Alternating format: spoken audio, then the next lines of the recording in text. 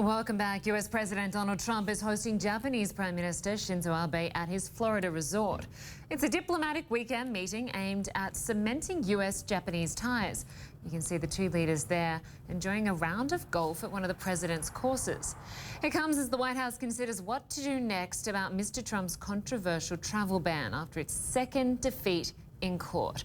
Well, let's discuss all of this with White House correspondent Athena Jones. She joins us now from that beautiful location in Palm Beach, Florida.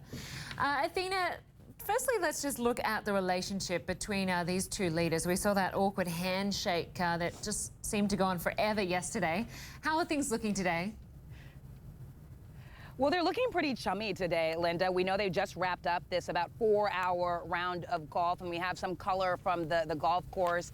We know that professional golfer Ernie Els was part of their group, and that the two leaders, Abe and President Trump, were riding together in the same golf cart. The president just tweeted a photo of them high-fiving the prime minister. This is, of course, very important to the Japanese for them to have not only a strong alliance between the two countries, but to also have a strong personal relationship. That is why we saw the prime minister as the first head of state to visit President-elect Trump back in November at Trump Tower. But when it comes to that handshake, it's gotten a lot of attention, and there is an explanation here, a little bit lost in translation. What happened is the Japanese press, speaking in Japanese, asked the two men to shake hands. So the prime minister said to President Trump, shall we shake hands? 10 seconds into that handshake, the Japanese press shouted again in Japanese, hey, look this way, please look this way. President Trump asked Prime Minister Abe, what are they saying? And the prime minister said, they're saying, look at me. So a rather literal translation. The president clearly took it literally. He looked at the prime minister, smiled at him, patted his hand. The prime minister smiled back and then pointed in the direction of the cameras. And then at long last, after about 19 seconds, they finally released hands, Linda. But it's getting a lot of attention, but there's a reason for this. No doubt some comedians will have a bit of fun with that. On some policy issues,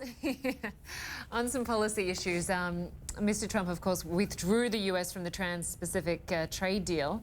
No doubt trade a big talking point for the Japanese leader.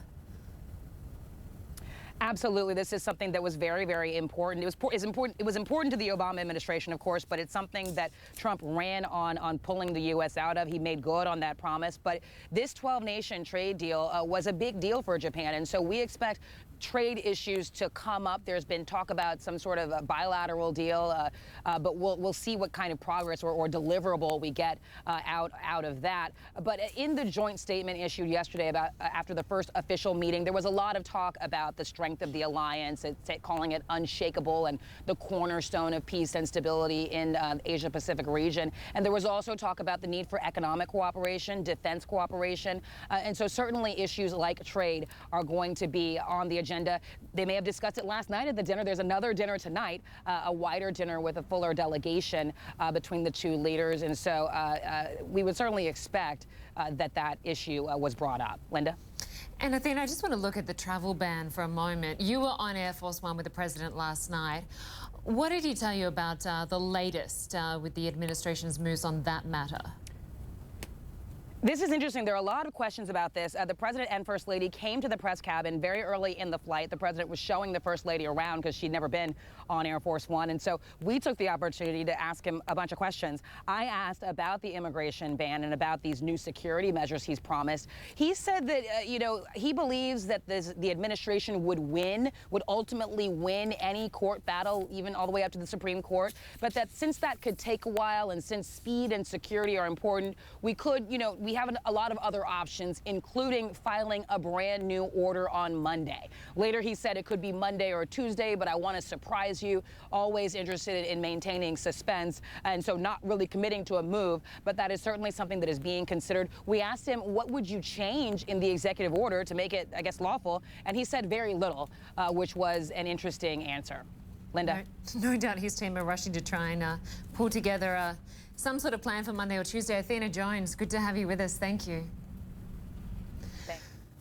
Well, now to the story of a refugee family finally reunited after they fought long and hard to get through the miles of red tape, only to face what they feared would be the insurmountable obstacle.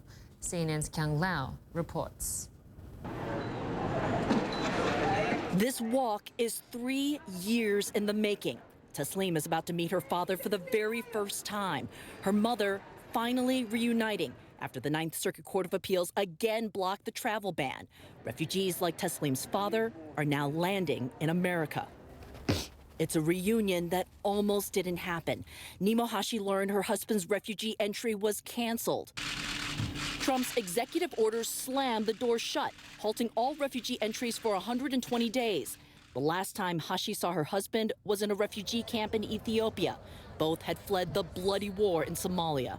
You were pregnant at the time. Yeah. The U.S. Refugee Resettlement Program brought Hashi to Salt Lake City 3 years ago, where she gave birth to Taslim. Just this year, her husband was finally cleared. When the executive order came out, all these cases were canceled. Aiden Batar, once a refugee himself, is with Catholic Community Services resettling refugees. 69 refugees from Iraq, Afghanistan, and African nations had entries canceled into Utah. But then a 180. Just days later, a federal judge suspended the ban. Written in erasable ink on this whiteboard, the name Abdulsalam Ahmed. That's Nemo Hashi's husband. Today, she has only a few more steps left. This family now complete. To 2-year-old Taslim, her father is a stranger. She'll eventually learn her father has been living in an Ethiopian refugee camp for more than 20 years. He's only known life as a refugee. A 3-year separation from his family, awful. But this new dad says he'll get to know the daughter he's holding for the first time. My daughter, she can't even recognize me. It's the first time I'm seeing her. I want to send a message to the American government and President Trump that, he needs to look at in a humanitarian way and also in a lovely way, because refugees have fled their home country and they don't have anywhere to go back to. Kyung La, CNN, Salt Lake City, Utah.